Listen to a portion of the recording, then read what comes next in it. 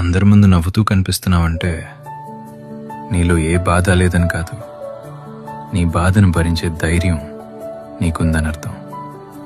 కానీ ప్రతిరోజు నేను బాగున్నాను అని అబద్ధం చెప్పడం చాలా అలసటగా ఉంటుంది కదూ.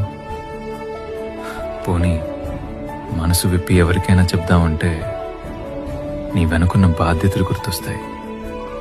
నీ కన్నీళ్లు చూసి నీ ఫ్యామిలీ ఎక్కడ కంగారు పడుతుందో అని ఆ బాధను లోపలే దాచుకుని మళ్ళీ ఒక చిరునవ్వును అలవాటు చేసుకుంటావు. అందరి గురించి ఆలోచించే నువ్వు ఒక్కోసారి నీకంటూ ఒక తోడుంటే బావుండు అని అనుకోవటంలో తప్పేమీ లేదు. అది స్వార్థం కాదు, నీ మనసు కోరుకునే చిన్న ఓదార్పు మాత్రమే. బాధ్యతల్ని మోసే భుజాలకి కన్నీళ్లు తుడుచుకునే తీరిక ఉండదు. కానీ ఆ మౌనంలోనే